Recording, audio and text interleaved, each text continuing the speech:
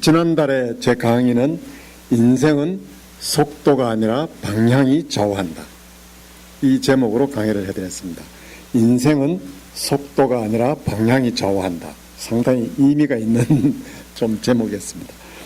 이번에는 제가 현대인의 건강관리, 무슨 신학하는 사람이 왜 갑자기 건강관리냐 이런 생각을 하실지 모르는데 한번 이야기 들어보시기 바랍니다. 파워포인트 한번. 건강관리 제목을 그렇게 했습니다. 근데 현과 같은 도시 비슷한 주거 환경에서 다 살고 있어요. 그러나 그렇기 때문에 이식주 중에 이주는 큰 차이가 없습니다. 그러나 식습관만은 천차만별 건강을 좌우하는 게 현대인의 식생활의 3대 특징, 잘못된 식습관 3가지 크게 나누면은 채식 대신에 육식을 많이 합니다. 과거에 비해서 훨씬 육식이 많아졌습니다. 그거는 여러분들이 인정하실 거예요. 그 다음에 자연식, 생식 대신에 가공식, 화식. 이게 무슨 얘기냐면은 생채소나 있는 그 음식 그대로 먹는 게 아니라 전부 가공해서, 아니면은 가공된 음식, 깡통, 포장된 음식을 많이 먹는다는 얘기입니다. 그 다음에 소식 대신에 과식을 많이 합니다. 요 3가지를 한 가지씩 짚어가면서 이제 설명을 조금 더 자세하게 드리겠습니다. 다음. 자, 육식. 조금 전에 채식 대신에 육식을 많이 한다 그랬죠. 육식의 특징이 뭡니까? 섬유질이 없죠. 육식에는 섬유질이 없습니다. 하이 칼로리. 칼로리가 높죠. 그 다음에 육식은 기름기가 많죠. 기름기가 많고 지방질이 많죠. 그러다 보니까 육식의 폐해가 변비, 대장암의 원인이 됩니다. 그 육식을 많이 해서 변비, 대장암이 원인이 된다는 것은 여러분들 앵간히 이해를 하실 겁니다. 우리 한 10년, 10여 년 전만 하더라도 한국 사람들은 위암이 제일 많았습니다. 제일 많았는데 지금은 대장암이 제일 많죠. 폐암, 대장암이 제일 많습니다. 그 다음에 육식에 뭐가 문제냐? 육식에 있는 잔류, 농약, 성장 호르몬, 항생제가 문제입니다. 이게 무슨 얘기냐면은 소가 건초를 먹죠.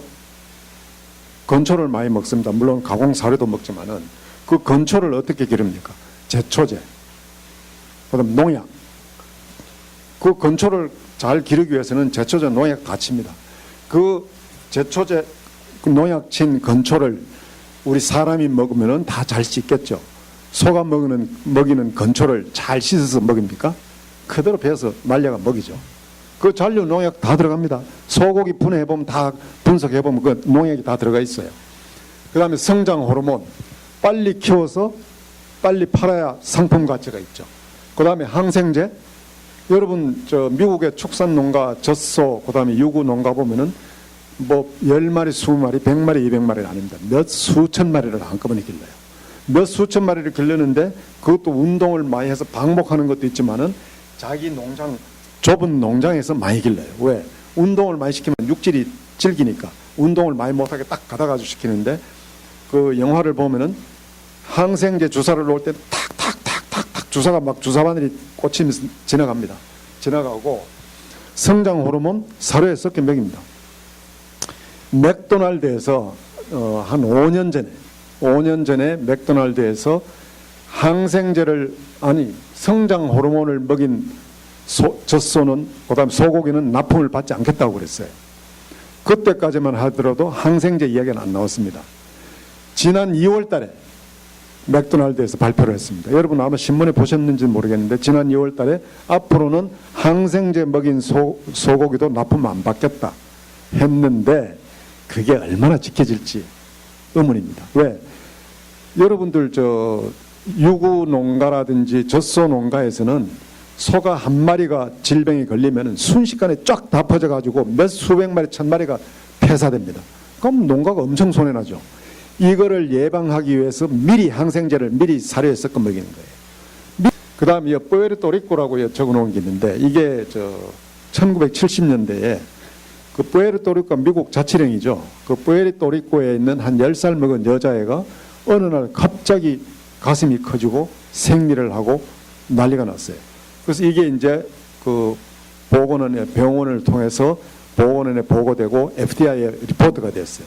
그 FDA에서 역학조사를 나갔습니다. 역학조사를 나가서 쭉 추적 조사를 했더니 그 동네 근처에 있는 닭 공장이 문제예요. 그 닭 키우는 양계 농장에서 빨리 병아리를 부화시켜서 빨리 키워가지고 팔아먹으려고 병아리에 항생제를 성장 호르몬을 먹인 거예요. 병아리를 성장 호르몬을 먹이니까 빨리 컸죠. 그 닭고기를 사 먹은 그 소녀가 그 성장 호르몬이 그대로 체내에 들어간 거예요. 그대로 체내에 들어가니까 그 소녀의 성장 호르몬 영향에 의해서 가슴이 커지고 생리가 하고 그 난리법석을 떨어뜨린 겁니다. 그 다음에 여러분 육식의 폐해가 이제 또 이제 그 고기 이야기가 나오는데, 사람이 그 노폐물이 체내에서 생기면은 그 노폐물은 모든 동물도 비슷합니다. 노폐물은 바깥으로 밀어내는 성향이 있어요. 땀.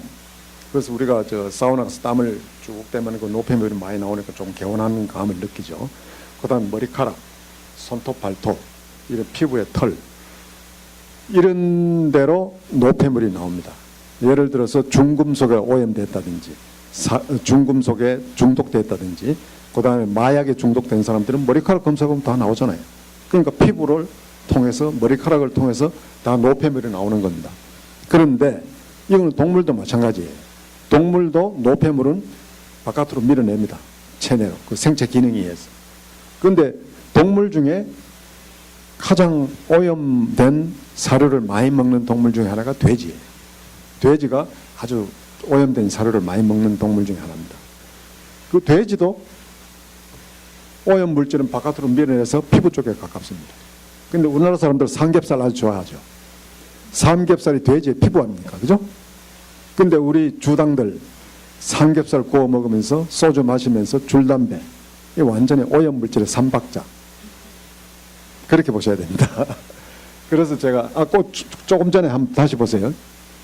그래서 삼겹살이 요 피부, 땀, 손발톱, 머리카락하고 연결되어 있다고 해서 제가 삼겹살이 이제 물론 뭐 기름기도 많죠. 우리 지방질이 많으니까 그 우리 체중 늘어나는데 영향도 가고, 그래서 이제 그 육식이 저는 폐해가 있다는 걸 제가 말씀드린 겁니다.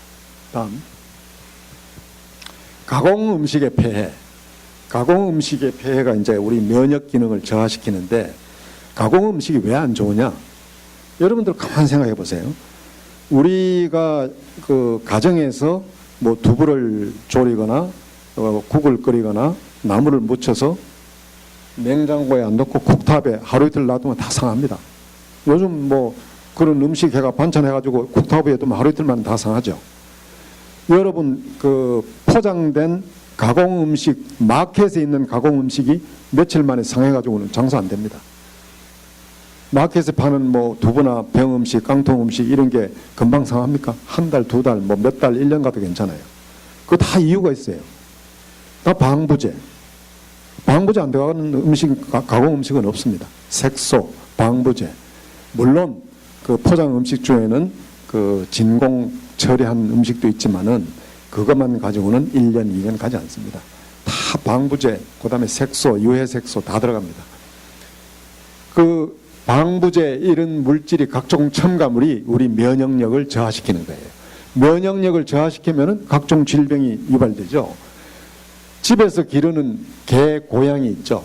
개, 고양이는 인간이 가지고 있는 모든 질병을 다 가지고 있습니다. 개, 고양이가 암, 아토피, 당뇨, 백내장, 녹내장 이런 질병을 개, 고양이가 다 가지고 있습니다. 여러분들 혹시 아시는 수의사분 있으면 가서 물어보세요. 인간이 가진 질병은 개, 고양이가 다 가지고 있어요. 왜? 개, 고양이는 인간이 만든 인공 사료를 먹기 때문에 그래요. 산에서 자연 생활을 하는 동물들 있죠. 이 산에서 혹은 자연에서 생활하는 동물들은 자기보다 힘센 동물들한테 잡아먹히지 않는 한 자기 수명대로 삽니다. 자기 수명대로 살다가 죽어요. 그 다음 이런 질병이 없어요. 왜? 산에서 사는 동물들은 자연식을 먹지 가공 음식을 안 먹어요. 여러분들 그 개, 고양이 먹는 사료 전부 그 첨가물이 다 들어갑니다. 안 들어갈 수가 없죠. 그 샌디에이고 곰 제가 하나 적어놨는데 한 10여 년 전에 샌디에이고 동물원에 곰이 시들시들하고 죽었어요. 그래서 그 동물원 그 관리하는 분들이 그 해부를 해봤습니다. 해부를 해가지고 사인을 알아야 다음에 예방할 거 아닙니까? 이 샌디에고 곰이 암에 걸렸어요. 그래서 수의사들이 이상하다. 이게 암에 걸릴 이유가 없는데 왜 곰이 암에 걸렸지 하고 쭉 역학 추적 조사를 했더니 역시 인공사료를 장기간 먹은 결과다 하고 결론을 내렸습니다. 어린아이들의 그 아토피, 요즘 옛날 같지 않게 요즘은 아토피가 상당히 많아졌습니다. 어린아이들이 아토피 피부병, 뭐 아토피 무슨 아토피로 인한 병이 많아졌는데 이 아토피가 바로 면역력이 깨져서 나오는 질병입니다. 그 요즘 들어서 아토피가 많아지는 이유는 옛날에는 우리 어릴 때만 하더라도 그 애들이 젖댈 때쯤 되면은 이유식으로 뭐 암죽을 써서 먹이거나 야채죽, 그다음에 고기를 조금 갈아서 넣은 죽 같은 거 이런 걸 먹였는데 요즘은 뭐 편하잖아요. 깡통 뚝딱 따가지고 그냥 먹이고 병 음식 뭐 거버 같은 병 음식 탁 열어가지고 떠먹이면 되잖아요. 그 병 음식에 깡통 음식에 100% 방부제가 다 들어가 있어요. 어린애들은 모유를 통해서 면역 기능이 흘러가요. 그런데 모유가 떨어지면은 이제 조금씩 자가 면역 기능이 형성이 돼야 되는데 이 자가 면역 기능이 형성되지도 않은 그 찰나에 그런 방부제 같은 오염 첨가물이 들어가면은 면역 기능에 결정적인 데미지가 오는 거예요. 그래서 아토피가 유행하는 겁니다. 자연 동물들은 자기 수명대로 살고 어린아이들은 가공 이유식 때문에 아토피가 많아졌다 하는 그 이야기를 말씀드렸고, 가공식은 또 그 과식을 유도합니다. 비만, 만성병 초래를 합니다. 이 가공식이 과식 유도합니다. 왜? 전부 맛을 위해서 온갖 그 설탕, 조미료, 그 다음에 그 소금, 여러분들 간식 보면 되게 튀기고 소금에 절인 간식이 많죠. 감자칩, 포테이토칩 같은 거 짜잖아요. 그게 보존을 위해서, 또 계속 먹게 하기 위해서. 여러분 짜면 계속 먹게 됩니다. 다음, 소식 과식. 옛날에는 우리가 채식을 많이 할 때는 과식을 많이 할 수가 없습니다. 조금은 먹어도 배가 부르고, 그 다음에 맛내는 조미료를 많이 섞질 않아요. 그 다음에 색소 같은 거 많이 넣지 않고 맛 경쟁을 안 합니다. 요즘은 식당에서 전부 맛 경쟁하죠. 맛 경쟁을 하는데, 여러분들 설렁탕, 순두부, 갈비, 이거 미원 안 들어가는 것 같죠? 순두부집에 가서 보면은 순두부 끓을 때 전부 미원 한 스푼 탁탁탁 다 집어넣고, 설렁탕은 얻을 때 보면은 설렁탕 뚝배기에 미원 넣다가 흘러가지고 뚝배기 태가리에 미원이 묻어 나오는 적도 있어요. 안 들어가는 것 같죠? 설렁탕에 허영 국물이 왜 그렇습니까? 그게 프림이 들어가서 허옇게 만들죠. 고소하게. 그 다음에 그 미원이 들어가서 좀 덜컹하게 하죠. 그 다음에 갈비 있죠? 갈비를 재일 때 식당에서 미온을 탄 물 있죠? 미온을 탄 물에 대한 소를 거기에다 담가가지고 그 갈비 위에 쓱쓱 이렇게 칠합니다. 미온 녹인 물을. 그러니까 갈비가 그렇게 덜컹하죠. 거기다 설탕도 섞고 미온도 섞고, 뭐 고개를 흔들고 안 그런 것 같아도 실제로 그런 걸 어떻게 합니까? 실제로 이거는 신문 기자들이 취재해서 나오는 이야기입니다. 신문 기자들이 취재해서 나온 이야기고, 여기 제가 최불암씨라고 적어놨는데 이게 바로 한 달 전 이야기입니다. 한 달 전에 이야기인데, 최불암씨가 한국에서 전국 맛기행을 합니다. 전국 맛기행. 맛있는 집은 찾아다니면서 이 집은 왜 맛있고 무엇이 맛있고 조리를 어떻게 하고 해서 쭉 그 과정을 찍은 그 맛기행을 하는데, 기자가 한번 물었어요. 우리 최 선생님은 뭐 전국 댕기면서 맛있는 거는 다 잡수고 좋겠습니다. 그랬더니 최불암 씨가 정색을 하면서, 아니야, 맛없어. 정말 맛없어. 그리고 기자가, 아니 맛기행을 다니시는데 왜 음식이 맛없다 그러면 그 앞뒤가 안 맞지 않습니까? 왜 그렇습니까? 그랬더니 최불암 씨가 아주 정색을 하면서, 이 맛기행 프로그램은 조리 과정, 재료 준비 과정, 그 다음에 요리 과정을 전부 처음부터 다 비디오로 찍어요. 처음부터 찍기 때문에 거기에 미원이나 조미료, 색소 이런 걸 넣을 수가 없어요. 왜? 처음부터 다 녹화해서 찍으니까. 그러니까 맛이 없는 거예요. 그러면서 최불암 씨가 뭐라 그런지 아십니까? 우리 입맛이 얼마나 조미료에 쩌드는지 알아?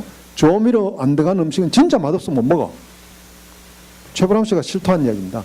그 사람이 전국 막기행 다니면서 그걸 경험한 얘기예요. 그 다음에 우리 음식에 이제 그 맛을 내기 위해서, 맛 경쟁을 하기 위해서 보면은 삶고 볶고 튀기고 맛을 위해서 과식을 유도합니다. 이게 맛을 위해서 그냥 삶고 볶고 튀기고 뭐 식당에서 반조리된 재료를 많이 사용하죠. 식당에서 반조리된, 예를 들어서 깡통으로 된 반조리된 뭐 스팸이라든지 뭐 깡통으로 된 생선 통조림 같은 이런 걸 많이 사용하잖아요. 근데 이 방부제 필수입니다. 안 들어갈 수가 없고, 그 맛 음식, 가공식은 식탐이고 식탐은 만성병을 초래하는데, 제가 여기 원숭이의 식탐은 죽음을 초래하는데, 원숭이뿐만 아니라 우리 사람들도 비슷합니다. 여러분 필리핀에서 원숭이를 잡을 때 어떻게 잡는지 아십니까? 원숭이를 사냥해서 총으로 쏴 잡는 게 아니라 원숭이를 생포해야 됩니다. 왜? 홍콩 같은 데 가면 원숭이 생요리 있죠. 골 열어가지고 먹는 생요리. 생요리를 위해서는 원숭이를 생포를 해야 돼요. 그 원숭이를 생포를 하는데 어떻게 하냐면은, 여러분 야자 열매 있죠. 야자 열매. 딱딱한 야자 열매 위에 원숭이 손이 겨우 들어갈 만큼 뚜껑을 딱 따요. 그래서 야자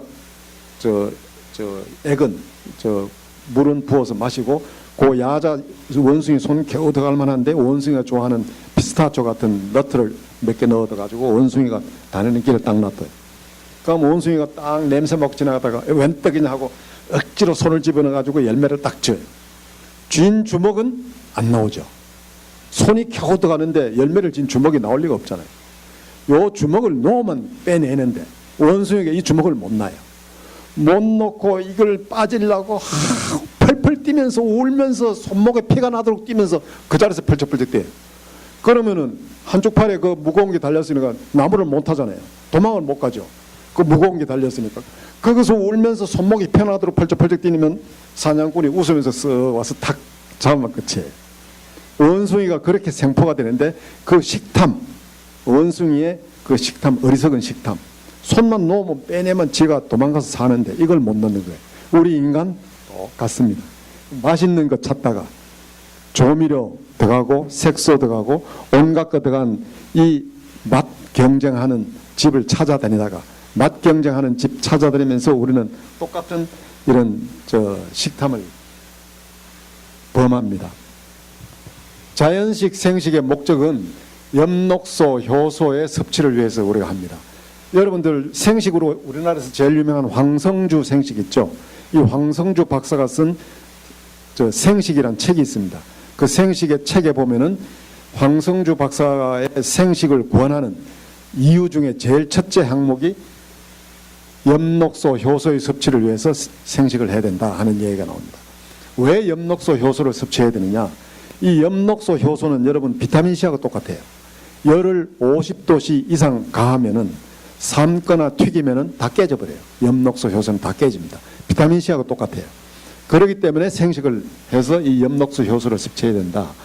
엽록소, 효소는 싱싱한 야채, 과일에 많이 있고, 야채 생식은 가능하지만 곡물은 생식이 힘들잖아요.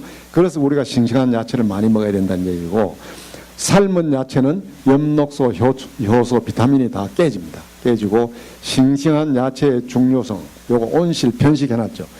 이 싱싱한 야채도, 온실에서 기른 야채는 바깥에 햇볕을 쨍쨍 내리쬐는 햇볕을 보고 자란 야채에 엽록소, 효소 한 반 정도밖에 안 들어갑니다. 온실은. 그러니까 가능하면은 제철 채소를 먹으라는 이유가 거기 있습니다. 바깥에서 자라난 제철 채소를 먹어야 됩니다. 아까도 말씀드렸듯이 가공식, 병, 깡통, 방부제, 색소, 조미료 이게 다 문제가 되고, 동물 중에 인간만 익혀서 먹고 튀겨서 먹고 볶아서 먹습니다. 여러분 자연 생식, 자연 수명대로 사는, 산에 사는 동물, 야생하는 동물들이 이렇게 익혀 먹는 게 있습니까? 없죠. 그러니까 자연 동물은 자기 수명대로 사는 겁니다. 집에서 기른 고양이, 개, 사람만이 온갖 질병에 시달리는 거예요.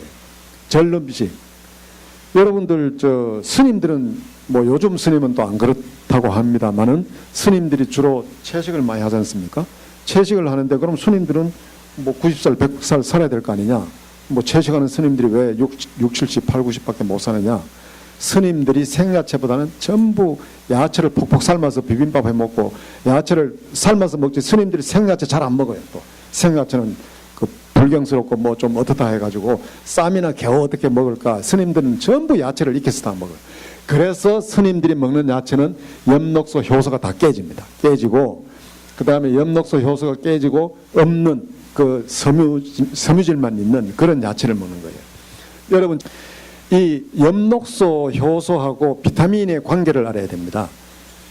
인간이 우리 몸에서 자연 합성을 하는 영양소를 엽록소라고 그래요. 우리 몸에서 합성하지 못하는 영양소를 비타민이라고 합니다. 그래서 비타민은 머스트 바깥에서 섭취를 해줘야 됩니다. 물론 요즘은 비타민 D 같은 경우에는 햇빛을 통해서 피부에서 약간은 합성을 합니다만은 그러나 대부분 섭취해 줘야 되기 때문에 비타민 A, B, D, 비타민 A, B, C, D, E 이런 거는 바깥에서 머스트로 섭취를 해줘야 됩니다. 안 해주면 우리가 지탱을 못해요, 건강. 그런데 우리가 체내에서 합성하는 영양소를 엽록소라 그래요. 그럼 예를 들어서 비타민 C는 동물한테는 비타민 C가 엽록소입니다. 왜? 사자나 호랑이는 체내에서 비타민 C를 합성을 해요. 그러니까 사자나 호랑이 입장에서는 비타민 C가 엽록소예요. 인간은 비타민 C를 합성을 못하기 때문에 이 비타민으로 분류가 되는 겁니다. 그래서 대항해 시대에 콜럼버스가 5개월, 6개월, 1년 걸리는 항해 시대 때는 야채를 못 먹잖아요. 콜럼버스 대항해 시대에는 원주민들하고 싸워서 죽는 선원들보다는 그 6개월, 7개월 걸리는 항해 시대 때 야채 섭취를 못 해가지고 비타민C 결핍이 괴혈병으로 죽는 사람이 훨씬 더 많았습니다. 그걸 아셔야 됩니다. 그러니까 여러분 비타민하고 엽록소는 머스트로 추가로 섭취해 주는 게 좋습니다. 왜? 인간은 체내에서 엽록소를 합성을 하는데 나이가 들수록 체내에서 엽록소 합성 기능이 기하급수적으로 팍팍팍 떨어집니다. 그러니까 나이가 40, 50, 60이 되면은 엽록소를 추가로 보충해 주는 게 좋습니다. 나머지는 다음 강의 때 제가 마무리를 해드리겠습니다. 감사합니다.